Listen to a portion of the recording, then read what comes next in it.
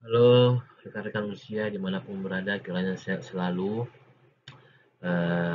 Biarlah kiranya kita semua dalam keadaan sehat, di mana kita semua mahasiswa usia saat ini sedang mengikuti UAS ya di usia gitu. Nah, izinkan sebelum saya memulai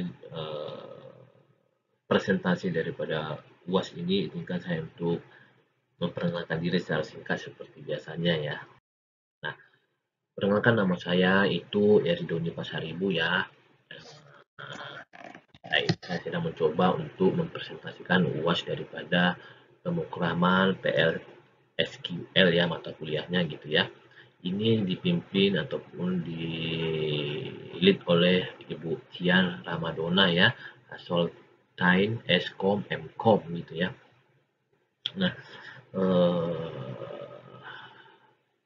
kelas ini kelas IT 101 PJJ S1, yang dimana memang saya di Indonesia ini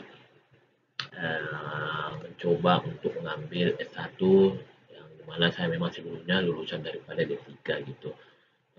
Saat ini saya sedang posisi bekerja sebagai IT Product Manager ya di salah satu perusahaan mitra integrasi informatika. Ini member daripada Metro Data TBK ya anak usahanya gitu. Nah, posisi saya ini adalah Product Manager IT, yang dimana saya memegang salah satu produk khusus XP ya. Mungkin rekan-rekan yang menonton video ini yang ingin mengetahui update produk daripada produk XP, silakan menghubungi saya. Saya terbuka untuk menceritakan mempunyai profil saya ataupun produk yang memang saat ini saya sedang pegang gitu ya. Saya sedang propose ke berbagai perusahaan yang ada khusus XP gitu. Nah, mungkin itu yang bisa saya sampaikan perkenalan singkat kita. Izinkan saya mencoba untuk menjelaskan secara dasar daripada UAS ya yang diberikan oleh dosen kita Cian gitu. Nah, di sini kita disuruh untuk mencoba mempresentasikan hasil tugas proyeknya ya, tugas proyek. Nah, sebenarnya ini pengulangan daripada hasil tugas apa namanya tugas UTS yang beberapa bulan lalu yang sudah kita kerjakan, yaitu di mana saya mengambil judul itu informasi penjualan yang berbasis web gitu. Nah, sebenarnya ini melengkapi aja ya daripada yang teori buktian ini di mana memang harus melihat apa hasilnya gitu ya. Bagaimana sintak-sintaknya gitu ya. Oke. Teori daripada berbasis web ini adalah sistem e-commerce ya, yang dimana memang penjualan online ini bertransaksi antara penjual dan pembeli gitu. Nah, banyak ini sudah menjadi suatu kebutuhan sehari-hari kita ya sebagai end user ataupun pengguna. Hal ini marak terjadi ketika masa pandemi itu gitu. Yang dimana penjualan aplikasi berbasis web ini sangat dibutuhkan oleh end user seperti kita gitu. Sampai sekarang sebenarnya sangat dibutuhkan sekali gitu. Yang dimana memang memudahkan kita sebagai penggunanya untuk bertransaksi, membeli ataupun menjual barang yang ada gitu. Nah, fungsi daripada penjualan aplikasi yang berbasis web ini adalah itu bisa sebagai aksesibilitas global. Nah, apa ini yang dimaksud aksesibilitas global? Tentu berbasis web ini tidak bicara secara lokal ya, tapi dia sudah bisa secara global. Yang mana produk-produk yang memang ditawarkan itu bisa sampai ke luar negeri sana gitu.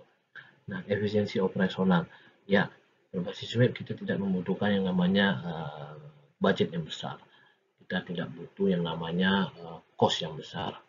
Yang berbasis web semua bisa kita gunakan semaksimal mungkin, seefisiensi mungkin gitu. Layanan pelanggan ya.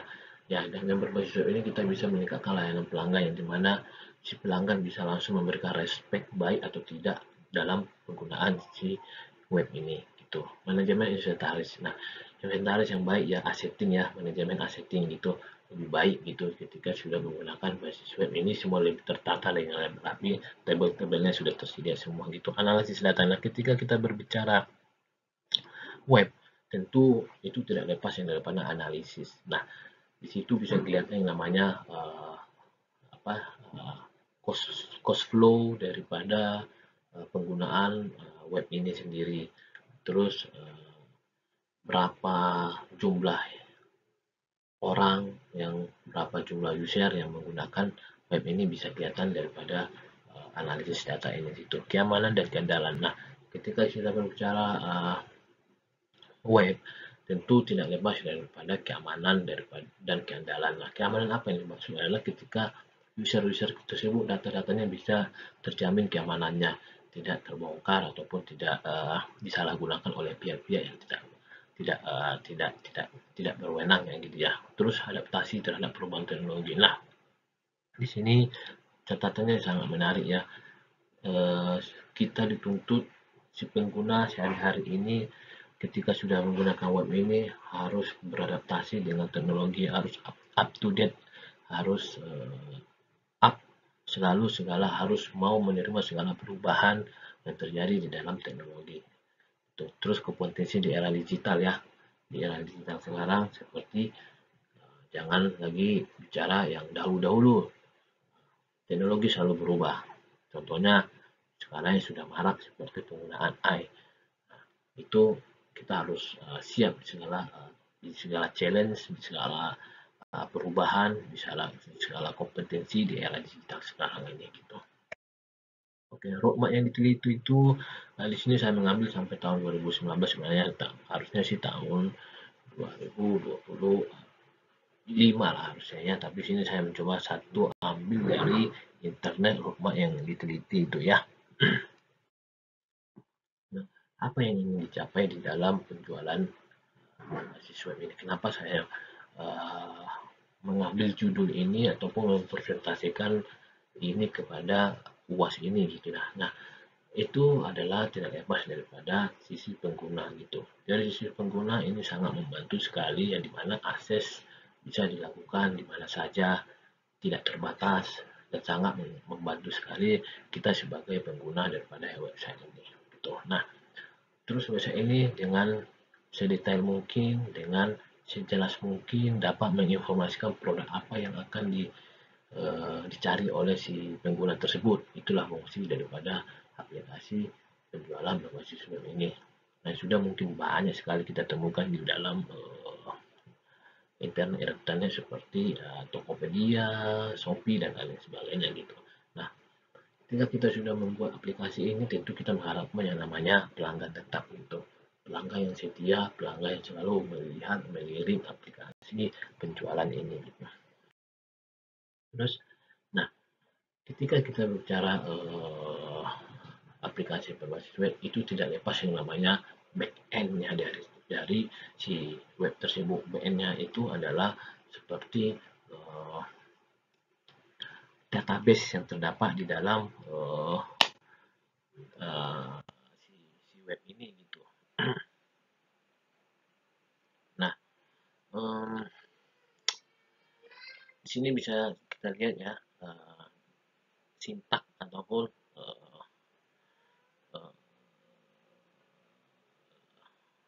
apa namanya database yang memang dilakukan di dalam aplikasi web penjualannya ya, dari tabel barang, konsumen, pembelian, penjualan, detail penjualan, supplier dan end user ya, di database penjualan. Nah, bisa kita lihat ya sintak-sintaknya yang memang yang di sini masih sederhana, saya paham mungkin orang-orang yang ahli di bidangnya, orang-orang yang memang bekerja di bidang database, di bidang programmer ini adalah hal-hal yang memang biasa dilakukan di tempat dia bekerja seperti itu.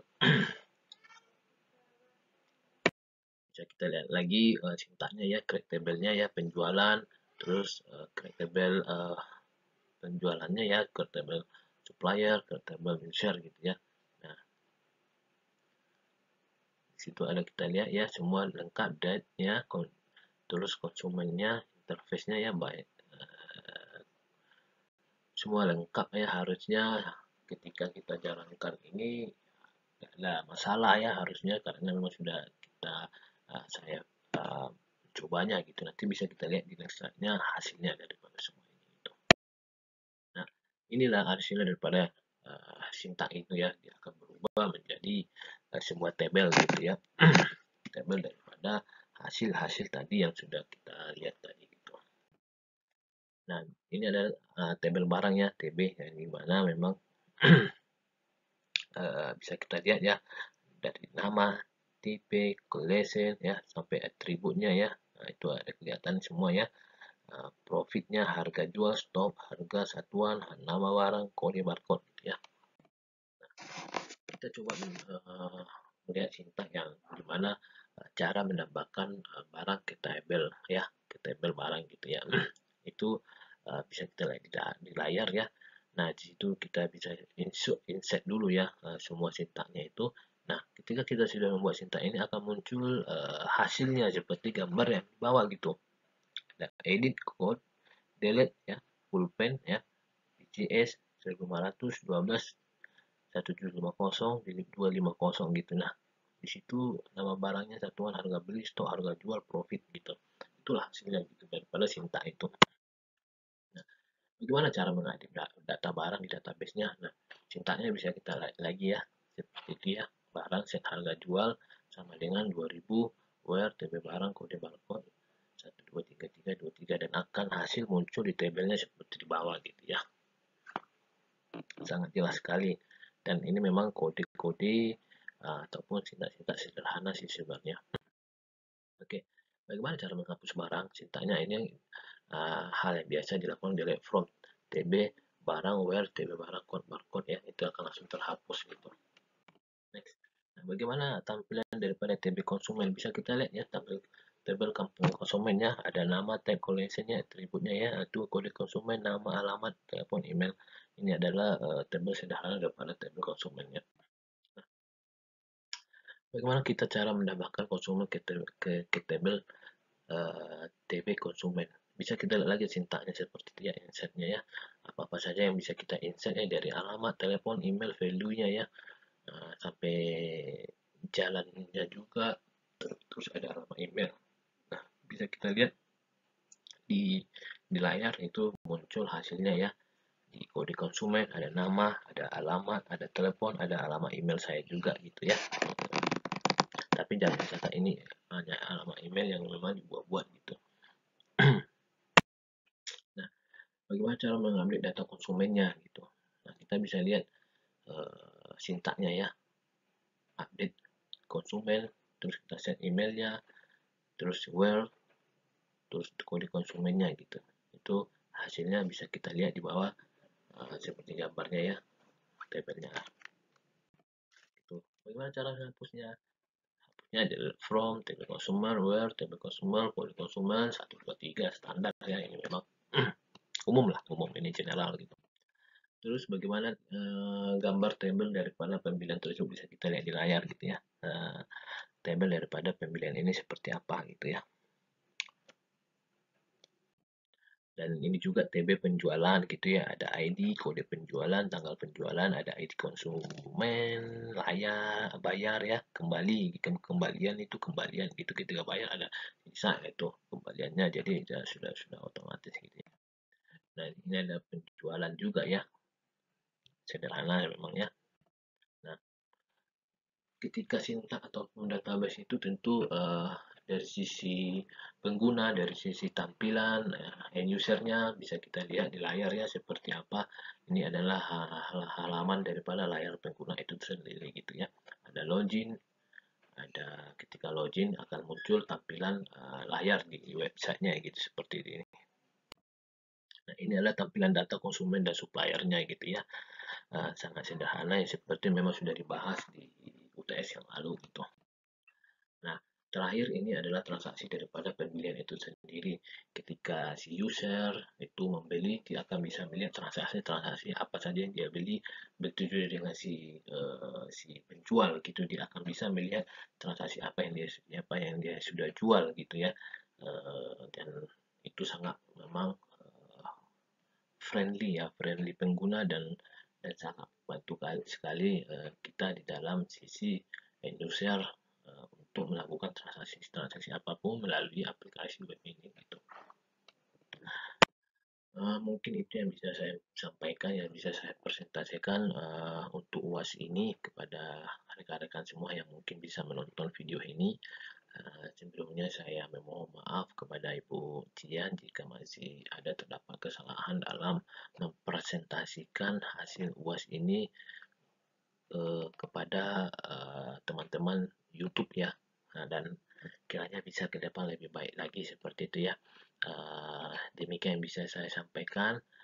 Salam sehat selalu kepada Ibu Tian dan terima kasih.